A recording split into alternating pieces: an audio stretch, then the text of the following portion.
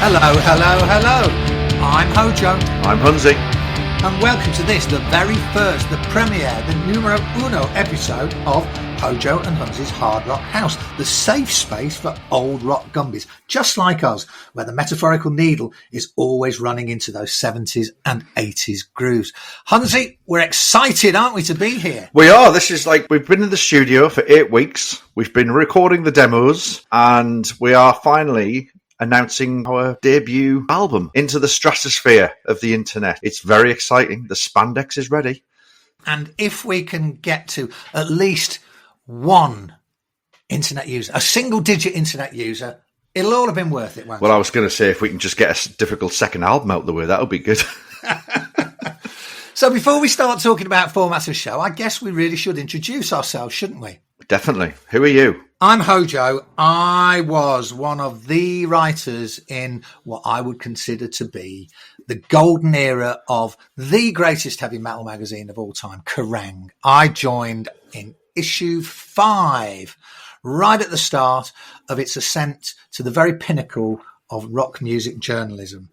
I grew up in Manchester, did my own fanzine called Phoenix, and stood outside the Manchester Apollo, Manchester Free Trade Hall, trying to get people interested in my passion, which was writing about rock music. And from there, I started trying to get a break on national music paper Sounds, whose editor was a guy called Dave Lewis. I thought it was Alan Lewis. Alan Lewis. I said Dave, didn't I? There was a Dave Lewis who was a writer on Sounds. I burnt his carpet with a joint once at a party with Blackfoot at his house, but there's a story for another day. And we'll keep that one, definitely. Anyway, I was trying to tout my wares to Alan Lewis, pestering him with a suggestion that I was an expert, yes, an expert on the world of European heavy metal. Which bands are we particularly talking about here? Were you an expert in? Well, I was very much an expert in Accept, the German act, very much an expert in Trust, who I was a big fan of. There was also a Dutch artist called Vic Vergat, who was famous for about 3 minutes, not 5. A bunch of other acts, the names escape me now. Were you an expert in Baron Rocco? Baron Rocco hadn't emerged by that point. They were about to. I was about to become an expert in Baron Rocco and actually feature in a photograph on the sleeve of their second album when I was interviewing them at Kingsway Recorders, which was a studio owned by Ian Gillan down in London. That's another story we've got to keep in the locker. There you go, a name drop. So I managed to convince Alan Lewis that I was an expert. And after my article had been published in Sounds, for which I got paid the princely sum of 75 of your English pounds, frankly, good money. That's pretty much what rock journalists get now, isn't it? Yeah, you're giving away the trade secret. Kids, if you want to be a rock journalist, don't. And so from there, luckily for me, Alan Lewis and Sound's premier rock writer, Jeff Def Barton, were in the process of putting together a metal magazine, which turned out to be Kerrang!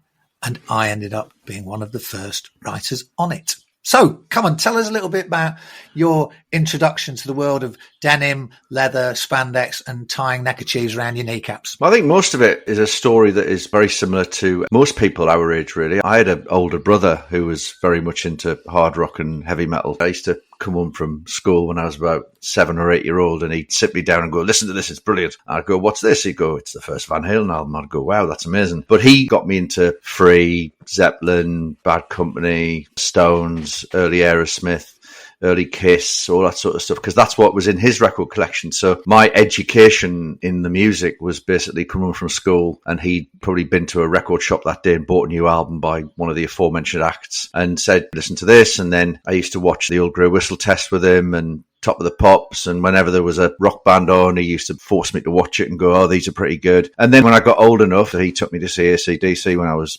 11. That your first gig? No, my first gig was a band called The Skids, a new wave. They're not metal. I hope you went there and went, the hair's not long enough and the guitars aren't loud enough. Well, I think Stuart Adamson's actually one of my favourite guitarists. I think he's brilliant. Right, you're off the podcast. Right, okay, that's it. See you later. But then my second gig was AC/DC on Back in Black tour, and then I think my third gig was Saxon, my fourth was Maiden, my fifth was Scorpions. All right, I'll stop you there. Yeah, you can see the theme. Eventually I started being able to go on my own. I would probably say at least once a month I was at Newcastle City Hall watching heavy metal bands, and that was pretty much it, probably until I got to about 40. So explain to our single-digit listener, Hunzi, why we think it's a good idea that we should do Ojo and Hunzi's Hard Rock House. What are we bringing to the party? Me and you have known each other for well over 30 years now, and I always found it astonishing that a man whose name I'd seen in print in Kerrang, writer Howard Johnson, became my busy mate. And all those days of reading Kerrang, reading your reviews, going, what's he talking about? What an idiot. He's not an expert. How right you were. And here we are. Our friendship has lasted all these years, and we've spent a lot of time talking about your days writing for Kerrang, and we've spent a lot of time talking about heavy metal. And when you came to me and said, why don't we talk about it to everybody else as opposed to our long-suffering wives? I thought, well, that's a good idea. And I think you coming at it from all your stories of being the journalist and being on the road and meeting the bands and stuff like that, and then me coming at it from a fan's perspective, it's an interesting combination. And obviously, we've experienced stuff together in the 30 years as well that we can talk about. You've got one person here who's the fan and one person who's the cynical writer. That's me. Yes. We've got some interesting tales to tell that the world needs to hear. And I think the most important thing is that we are very, very aware that we could be libelous. We could get ourselves into trouble, but we're not bothered about that, are we? We're going to tell the truth, aren't we? Tell the truth as we see it. I think Exactly. That's the most important part of this. This podcast to me is designed to put into audio format our feelings about rock music from the 70s and the 80s, which was that it was brilliant. We're not going to go into the 90s, are we? Because it all went wrong. I mean, you know, we're not going to. Don't say the G word. Do not say the G word. Okay, sorry, okay. So, yes, to go 70s and 80s grooves, as we said, but to also try to get across how much fun it was. I think nowadays, metal, there's a lot of it that's very, very po-faced, very, very serious. It's all very hard, and who can be the heaviest and who can be the loudest and who can have the logo that's the least decipherable and all the rest of it. But where was the fun? Where was the spandex? Where was Wanger of the Week? Where was Biff with a cucumber down his trousers? All that stuff. These are the things I miss, Hunzi. I think I need to see a psychiatrist. I think there are some bands out there that are carrying the torch, so to speak. The Darkness, they're gloriously ridiculous. That's true. Steel Panther, whatever you think of them, they I know. Yeah, that's pastiche, though. I know, isn't but it? I can see you pulling your face. But it's already. Already. But anyway, it's pastiche metal. Good name for a metal band, that, isn't it? Pastiche. Only an AOR band. But should we stop talking about us and start actually giving our listeners a chance to hear what we actually are going to talk about? Okay, so the format is going to be loose, like Turn Me Loose by Loverboy. We were all letting loose by Heavy Petting. Oh, good, yeah. Heavy petting, yeah. Oh, I've got a terrible story about them that I'll have to tell you one. I know that story. Very poor behaviour. So the format is going to be loose, but we are going to kick off each episode in future with a very simple idea, but one that I'm sure will lead to lots of digressions and interesting asides, which is, what have you been listening to? So come on, Hunzi, tell us what you've been listening to this week. Well, this week, I've been listening to an album by a band called Riot, Fire Down Under, which is I'm probably going to put it in my top 10 hard rock, because I don't think it's a heavy metal album. I'm going to put it in my top 10 hard rock albums of all time. That'll be a debate for the ages, won't it? What is hard rock and what is heavy metal? But go on, tell me why Riot's Fire Down Under is in your top 10. Go back to what I said about Newcastle City Hall and going to gigs. I saw Riot. First time I saw them was, I think it was supporting Saxon. It might have been Denim and Leather Tour. And I hadn't really watched a support band before. Why is that? I think it's just because the gigs I've been to prior to that was with my brother. He decided that he wanted to go to the bar rather than... And were you trying to pass yourself off as of legal drinking age? Yeah. Had your voice broken? No. And I had a brand new denim jacket, obviously, like brand new. My job in those days was to smuggle the cassette recorder in. Ah, yeah, I remember that. To make bootlegs. So what me and my brother used to do was we used to dismantle a portable cassette player and stuff various parts of the said cassette recorder on your person, so down your trousers, all that sort of stuff, inside pocket, to smuggle it in. And then we'd reconstruct it in the toilets in the bar. Brilliant. And then record the gig and have a bootleg of it and then copy it and sell it to your mates. And do you remember that was a really big thing, wasn't it, trying to get a bootleg of any show that you saw? Yeah. And the upshot was it was a really cheap Woolworths cassette recorder that everyone had got in there. And the sound was always abysmal, wasn't it? But people were just obsessed with this idea of getting bootlegs. Yeah, absolutely. So going back to my Riot story, which I think we should do, right? First digression of the pod. I can't remember why, because obviously it was a long time ago, but I don't think we took the cassette recorder that particular gig. Your trousers might have been too tight. Probably. My brother decided to go to the bar because he didn't want us to support band, and I said, I'm going to go and watch them. And it was Riot. And I was one of the 50 or 60 people who actually bothered to watch them. And I just loved them. I'd never heard anything like them. You've got to remember, my education was pretty much the Wobbum, right? It was British heavy metal. So this was the first American support band that I'd ever seen. And they just sounded different to what British bands were doing. Interesting that you say that, though, because I always thought that Riot were a very British-sounding American rock band, in so much as a lot of the tempos of the songs, they were fast, weren't they? They were furious. Yeah. If you go back to that time, I was obviously starting to go to gigs around about the same time as you, and there was quite an influx of American acts who were coming in at that time. People I was only really starting to discover. I remember Sammy Hagar did quite a lot of touring at that point. And that was your more shiny, radio-friendly rock. And then Riot came along, and although they didn't sound like a new wave of British heavy metal band, they had that energy and that aggression that was more in tune, more in keeping. Yeah, that's a good point. They were very fast. It was the sound. I don't know, they just had a different sound. Their sound was cleaner. Do you know what I mean by cleaner? They had riffs, but they weren't like the standard sort of metal riffs. There was something different about it. If you go and listen to that album, Outlaw, for example, no one had heard that opening riff to Outlaw before. I've never heard that on a British heavy metal band's album. And I thought the real big difference as well with Riot was that Guy Speranza was a brilliant vocalist, wasn't he? You know, genuinely a very, very good singer. Incredible singer. And that's what I took out from that. I was like, wow. I remember watching them and then running back down to the bar, which was downstairs in Newcastle City Hall, and grabbing my brother going like, you've just missed the most amazing band. And he was going, yeah, whatever. More beer. Yes, more beer, please. And then the following day or a couple of days later, God bless him, he's not dead or anything, but God bless him, he actually bought me Fire Down Under, brought it home and said, there you go. You said you liked them. There you go. What a lovely brother. And I've still got that copy that he bought me now. I've still got it on vinyl, and it still sounds great now. How do you rate Fire Down Under to the first two albums, which obviously you didn't know at the time, but I'm assuming you would have gone back and discovered afterwards, which was the first one, which was Rock City, and the second one, Narita. Both great records. They never made it. But those three albums, when you put them all together as a body of work, name me a band that's had the first three albums that are as consistently good as them. Yeah, I've got to admit that that's a pretty tough challenge to lay down. I'm not sure that there's anyone out there, because you can think of Maiden, frankly, Killers, bit of a duffer in the middle there. Van Halen? Van Halen 2, probably not.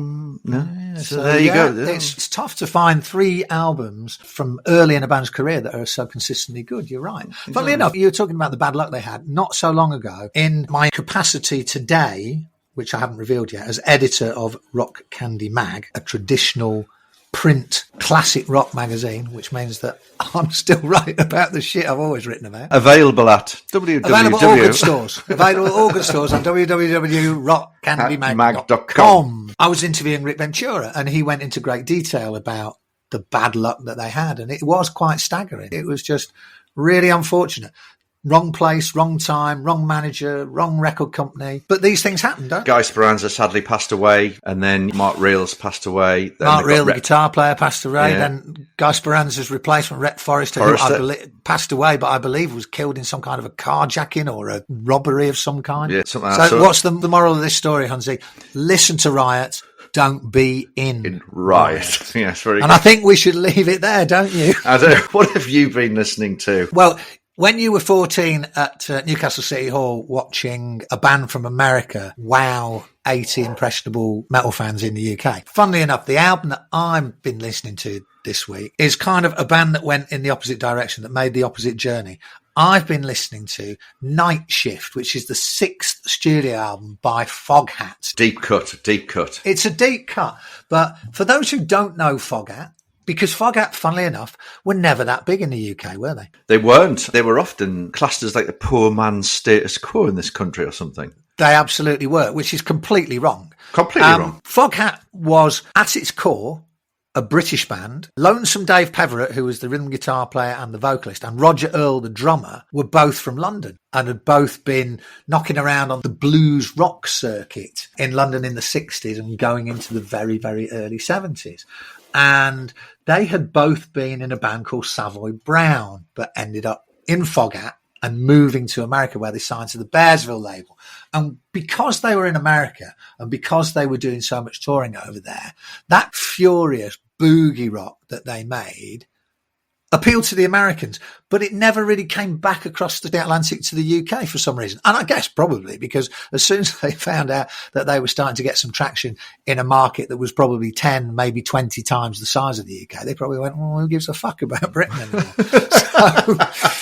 So by the time they got to November of 76 and they released the Night Shift album, which I've been listening to, they had already gone supernova in America. They'd had Foghat Live, which was a massive record for them.